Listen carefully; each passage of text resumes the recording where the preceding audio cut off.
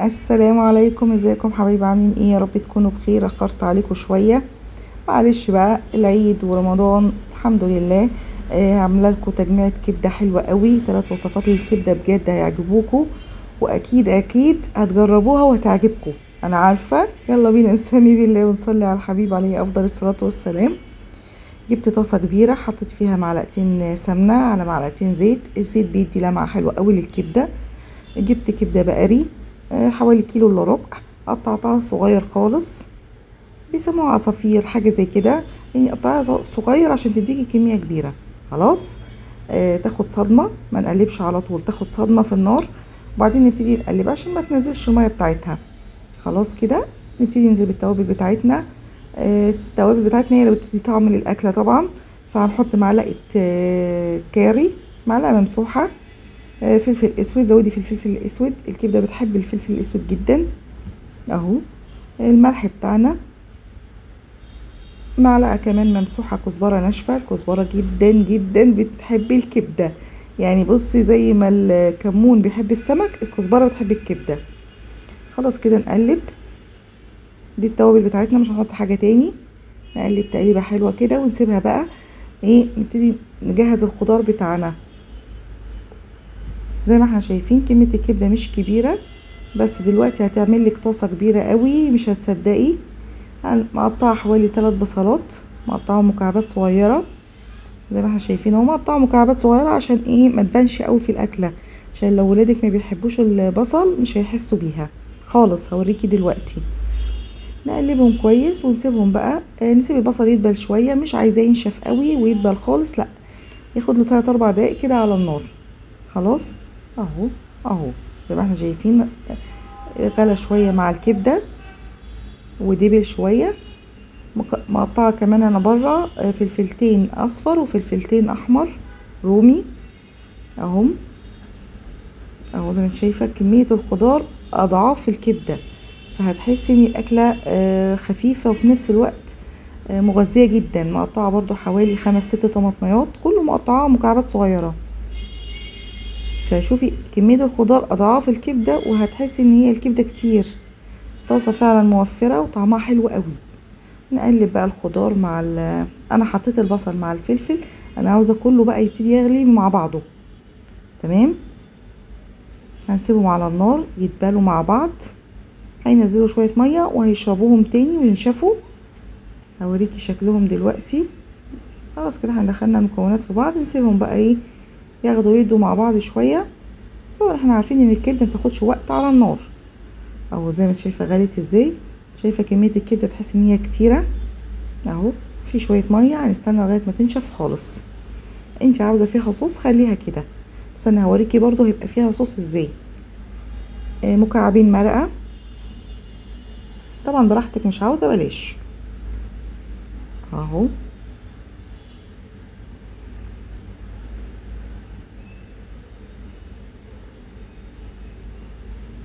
اهو شايفه عامله الصوص عمل ازاي. شايفين عامل ازاي. نهدي النار، ما نخليش النار عاليه قوي عشان تستوي براحتها والخضار يستوي براحته ويتقل معاكي ويبقى حلو. هنضيف معلقتين كبار ايه نسيت معلقتين كبار مستردة ومعلقتين 3 كبار كاتشب. الخطوة دي اختيارية، مش عاوزاهم بلاش. لو مش موجودين عندك بلاش. ممكن تحطي معلقتين سكر صغيرين ونص معلقة و3 4 معالق خل. دي هتعدلك الكاتشب. خلاص. يبقى بديل الكاتشب هتحطي معلقتين سكر صغيرين ومع 3 4 معالق خل. خلاص. هنقلب بقى. خلاص كده. شايفه عامله ازاي؟ شايفه دخلوا جوا بعض ازاي. اهو. هوريكي الطاسه دلوقتي. طعمها حلو قوي بجد الكبده. شايفه عامله مفيش صوص تحت، بس هي فيها صوص، مش ناشفه.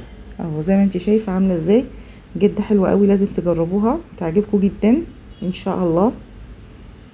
وسريعه، متاخدش معاكي وقت، هو يدوب تقطيع شويه الخضار وخلاص. خلاص كده. انا عملت معاهم شويه مكرونه مسلوقه. اكله سريعه وطعمها حلو، هتعجب ولادك وهتعجبك انت كمان جدا. اهو. شايفه الصوص عامل ازاي. بجد حلوه، لا عجباني وحلوه، يعني طعمها كمان حلو، طعمها مميز جدا. اهو. اسهل بقولك مكرونه خواتم عاديه الكبيره شويه. انتي اي نوع مكرونه بقى عاوزه تزوقي تغيريها براحتك، مسلوقه بس في شويه ميه وملح وشويه زيت وخلاص. اهو. طبعا التقديم براحتك، عاوز تاكليها بعيش بتبقى حلوه قوي برضو بالعيش. اهو خلاص كده نحط عليهم الكبده وجربوها، بجد والله جربوها وادعوا لي وبألف هنا.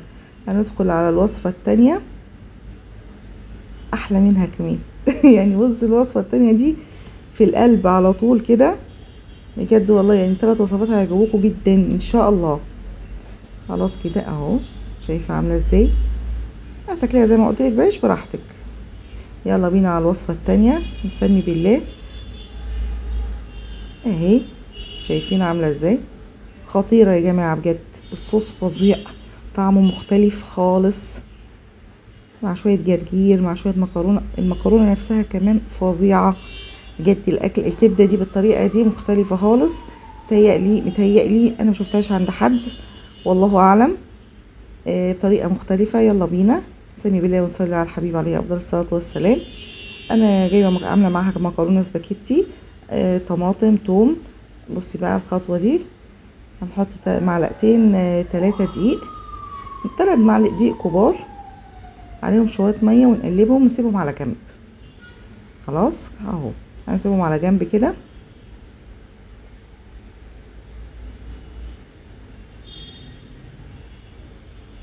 اهو لما تجهزي حاجتك في الاول ما بتتعبيش في الاكل خالص. اهو الذره، هنضرب الطماطم بتاعتنا. خلاص كده ضربنا الطماطم اهي، انا عاوزاها تقيله مش خفيفه. يلا بينا على البوتاجاز بقى. ميه ونسلق المكرونه بتاعتنا سلقه عادي خالص بتاع المكرونه اهي. انا عملت كيلو، نسيبها لغايه ما تستوي بقى ونشيلها من على النار. هي بتنزل لوحدها، كل ما اول ما بتبتدي اللي جوه الميه يطرى بتنزل لوحدها لتحت. خلاص كده احنا غطيناها شويه وبعدين هنشيل الغطا عشان ما تفرش وتبهدلك البوتاجاز. خلاص كده استوت. نفس الحله هنعمل الصلصه بتاعتنا، نحط معلقتين زبده او مكعبين زبده، شويه زيت. المكرونه طبعا بتحب الزيت، لازم الزيت يبقى في المكرونه لانه بيديها لمعه حلوه قوي ويخليها مفلفله كده ما تتعجنش. التوم بتاعنا صاحي، جربي التوم وهو صاحي في المكرونه وادعيلي، نفس التوم بيبقى طعمه حلو قوي. خلاص يحمر، ما يبقاش فاتح، لا يحمر يبقى لونه ذهبي. انزل بمكعبين مرقه في نفس الزيت والزبده والثوم، انزل بالصلصه بتاعتي اهي، سيبهم بقى يتسبكوا مع بعض حلو قوي.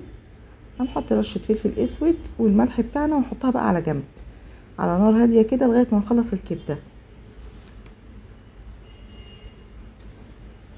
اهو هنحط المكرونه، صلصه المكرونه على نار هاديه ونبتدي نعمل الكبده بتاعتنا. الاختراع دي اللي هتعجبكم جدا.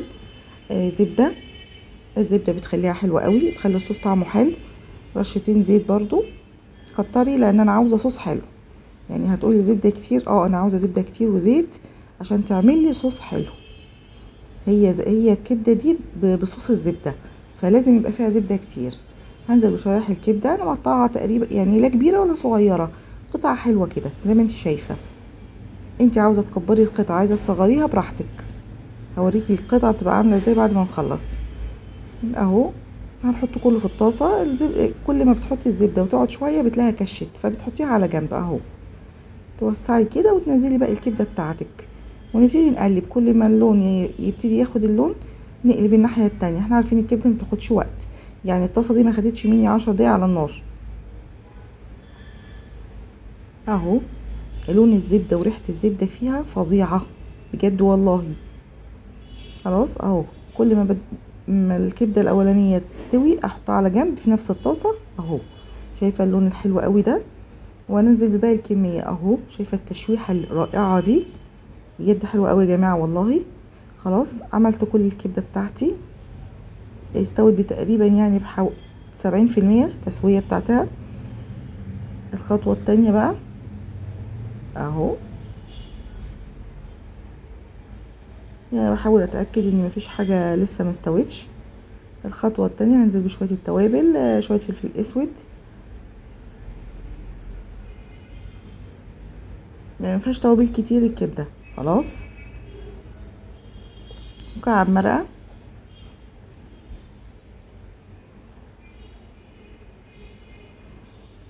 اهو. نحاول نقلب كده عشان ندخل كل التوابل مع الكبده والزبده، تعمل لك صوص فظيع بجد والله. اهو الملح بتاعنا. الكبده من الحاجات اللي ما بتطعمش بسهوله على فكره، يعني مش بسهوله تاخد طعم التوابل او طعم الملح. خلاص كده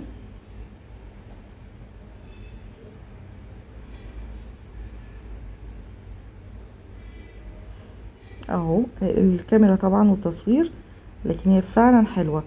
الدقيق بتاعي اللي انا حطيته في اول الفيديو قدامك، اللي هو 3 معالق دقيق كبار، عليهم نص كوبايه ميه، هنزل بيهم على الكبده والزبده. نقلبهم بقى. النار هاديه يا جماعه، مش نار عاليه قوي عشان ما تحرقش الكبده. اهو نار هاديه، ونبتدي نقلب بقى، ندخل كل المكونات في بعض. لازم نقلب كويس لان الدقيق ممكن يكلكع منك، فايديكي ما تتشالش بقى لغايه ما الدقيق يفك. هنحط شويه ميه عشان نفكه كويس تاني. لو حسيتي ان هو تقل منك حطي شويه ميه، ما تخافيش مش هيحصل حاجه. اهو هبتدي اقلب على طول بقى لغايه ما تفك مني خالص. الخطوه دي مهمه عشان تطلع معاكي صوص حلو. هوريكي الصوص عامل ازاي وهتدعيلي بجد والله. كل ده وصلصه المكرونه على النار. اهو نقلب كويس قوي، متخافيش حتى لو كلكعت هتفك منك على النار. اهو شايفه الصوص عمل ازاي، شويه صوص حكايه. خلاص اهو فكت. انا فضلت معاها، هديت النار وبقيت اقلب براحتي، ما استعجلتش عليها. شايفه عامله ازاي بجد حلوه قوي يا جماعه، حلوه حلوه يعني. اهو خلاص كده خلصت. شايفه عامله ازاي الصوص عامل ازاي، لونها حلو، لونها حلو قوي، ريحتها حلوه، طعمها حلو. المكرونه كمان الصلصه بتاعت المكرونه الجميله دي اتسبكت. هنزل بالمكرونه بتاعتي المسلوقه، نقلبهم تقليبتين حلوين وخلاص كده. اهو نقلب كويس ونطلع بقى على الرخامه بتاعتنا نقدم اكلنا.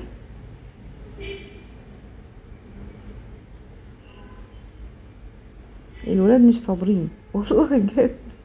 خلاص كده التقديم بتاعنا زي ما انت شايفه، المكرونه مفلفله ازاي ولونها حلو قوي. الثوم الصاحي بيدي طعم حلو قوي للمكرونه. خلاص كده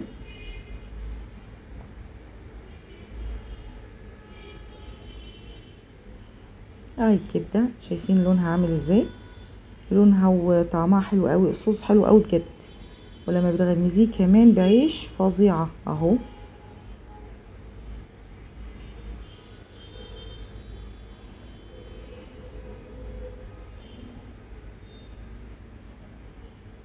تغيير وطعم مختلف وطعم حلو، يعني مش تغيير ومع طعم مش حلو، لا حلو قوي كمان. اهي المكرونه شايفين عامله ازاي، المكرونه حلوه قوي بجد. نحط عليها الكبده، عايز تاكلي بقى الكبده بقى بعيش تاكليها مع المكرونه براحتك خالص، انا عملت لك الاتنين.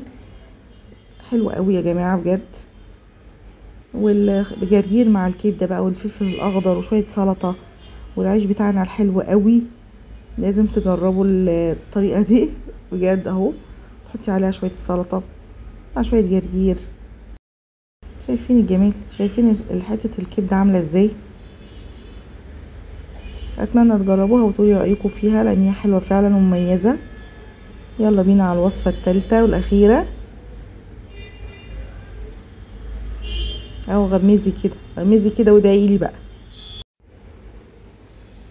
نسمي بالله ونبتدي الوصفه الثالثه. هنعمل كبده بانيه حلوه قوي برضو وبتتبيله مميزه وسهله وسريعه، والكفر ما بيتفكش من عليها خالص.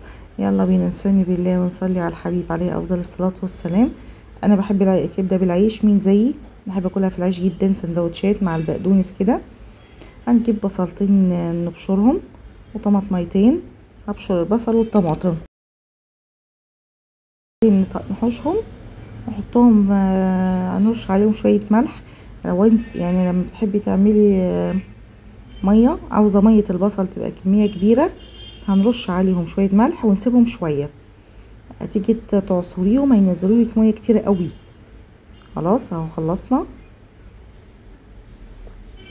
اهو زي ما انت شايفه. هرش عليهم شويه ملح،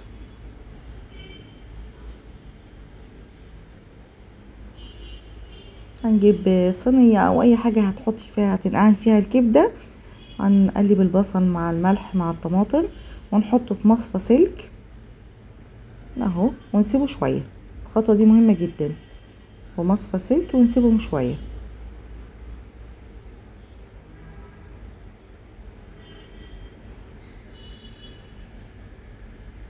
اهو. نرجع بعد شويه نبتدي نصفي ندوس كده بالمعلقه، هتلاقيه نزل معاكي ميه كتير، وكل ما تسيبيه هينزل. يعني لو مش مستعجله هسيبهم 10 دقايق ربع ساعه هتلاقيهم نزلوا لك ميه كتير. خلاص هصفي اللي اقدر اصفيه، وهنزل كمان شويه تفل بسيطه قوي. نحط التوابل بتاعتنا. انا حطيت معلقه فلفل اسود حلوه كبيره مش صغيره، رشه كزبره مش كتير برضو، يعني نص معلقه كزبره، معلقه بابريكا، 7 بهارات نص معلقه، معلقه توم باودر، معلقه بصل باودر، مكعب مرقه. دي التوابل بتاعتي لتتبيله الكبده. عاوزه تزودي تقللي براحتك. هحط رشه ملح واقلب بقى المكونات دي كلها مع بعض. هنزل بالكبده بتاعتي اللي احنا جايبينها. انا انتوا عارفين ان انا ما بغسلش الكبده اهو. نقلبهم كويس قوي. شايفين الصوص اللي هيتحط في الكبده عامل ازاي، او التتبيله او ميه لونها حلو قوي. اهي الكبده انا بحب شريحه الكبده تبقى مليانه شويه، ما بحبهاش رفيعه قوي عشان تبقى طعمها حلو. خلاص اهو هنحش طبعا الخيط او الكفر بتاعها اللي في الطرف ده لازم يتشال، لازم بطرف السكينه كده وشيليه. وننزل بالكبده بتاعتنا في الخليط ده اللي احنا عملناه، الخليط الجميل اهو. ونقلب. لازم نخلي الكبده تاخد من كل ناحيه الصوص ده اهو. نقلب بقى حلو قوي ونسيبها 10 دقايق مش اكتر من كده، 10 دقايق بس. خلاص كده نقلبهم كويس ونسيبهم بقى، نغطيها ونسيبها 10 دقايق مش اكتر من كده، لان الكبده بتاخد الاطعمه بسرعه، مش هتاخد وقت معاكي يعني. قبل ما انت تجهزي حاجتك اللي انت هتعمليه الكفر بتاعها طلعيها على طول. الكفر بتاعنا عبارة عن دقيق ونشا. هنحط مع كوباية دقيق، طبعا حسب الكمية اللي عندك عشان ما فيش حاجة تتكب. يعني انا هحط دلوقتي كوباية دقيق كبيرة. اولا انا عاملة 1.5 كيلو كبدة، هنحط نص كوباية نشا، كوباية دقيق كبيرة ونص كوباية نشا. التوابل بتاعتي فلفل اسود، نفس التوابل اللي انا حطيتها للكبدة بس بكمية قليلة بقى. نص معلقة فلفل اسود، نص معلقة كزبرة ناشفة، نص معلقة بابريكا، هي التوابل اهو. نص معلقة توم باودر، نص معلقة بصل باودر، والملح بتاعنا. ونقلب. خلاص كده هي نفس التوابل بس كمية قليلة اهو. الملح. خلاص نقلبهم بقى مع بعض. انا ما حطيتش بقسماط، جربيها بالدقيق والنشا بس وهتدعيلي بجد، بتبقى طعمها حلو قوي. دايما مبقاش عندنا يعني بقسماط، مش هنغلب. معظم الكريسبي عندي اللي بعمله بالدقيق والنشا، ولو ما فيش نشا بعمله بالدقيق بس بجد والله اهو. هبتدي احط بقى، اعمل الطبقات بتاعتي، اغلفها. اهم حاجه ان انتي تدوسي عليها، الخطوه دي مهمه، تقلبيها كده وتدوسي عليها كويس، هتخليها تمسك نفسها قوي اهو. مش هتفرقيها عن البقسماط خالص. هوريها لك دلوقتي هتقولي كأنها معموله بقسماط، بس تدوسي عليها كويس بس كده. تحطيها في صينيه وتكملي بقى الكميه بتاعتك، علشان وانتي واقفه على النار ما تتحرقش منك، تبقى عامله كل الكميه اهو. انا هحطهم على صينيه، بعمل الكميه كلها واسيبها على جنب وابتدي اقليه مره واحده. خلاص كده. بس وانتي بتحطي كل طبقه ترش عليها شويه دقيق، يعني ما تحطيش على بعضه من غير ما تحطي رشه دقيق خفيفه كده. زيت على النار، لازم يكون زيت غزير، النار هاديه ما تكونش عاليه قوي ومش واطيه قوي، نار وسط. الخطوه دي مهمه عشان الزيت ما يتحرقش ويحرق لك الكبده. اهو النار بتاعتي متوسطه، هنزل بالكبده بتاعتي. احنا عارفين الكبده اول ما بتنزليها بتكش معاكي في الطاسه اهو، كأنها معمولة ببقسماط وما تفرقيهاش خالص عن البقسماط بصراحة. التتبيلة هي اللي بتديكي طعم حلو قوي للكبدة. مقطعة طبعا شوية بقدونس حلوين قوي، ورش على البقدونس ملح وفلفل اسود. جربي الخطوة دي وهتعجبك جدا. خلاص كده الكبدة خلصت، هخلصها كلها زي ما انت شايفة، لونها حلو جدا، مقرمشة في نفس الوقت من جوه طرية. اخلص الكمية كلها. البصل بتاعي والطماطم اللي طلع من اللي انا بشرته عملت بيه صلصة المكرونة. جربي الخطوة دي وهتدعي لي، طعم المكرونة بيبقى حلو قوي. البصل اللي بشرتيه عشان تاخدي المية بتاعته للكبدة اعملي بيه المكرونة. معلقتين زبدة. الوصفات دي كلها عندي على القناة، كل وصفة وحدها مفسرة وبالتفصيل الكامل، هتعجبك. جربوها وهتعجبكم جدا ان شاء الله. خلاص كده اهي الكبدة وهي المكرونة. طعم المكرونة مختلف عن الوصفات التانية، مع شوية عيش كده، والله بجد حلوة، أكلة حلوة قوي. أتمنى تجربوها وتقولي رأيكم، وبألف هنا ومع السلامة.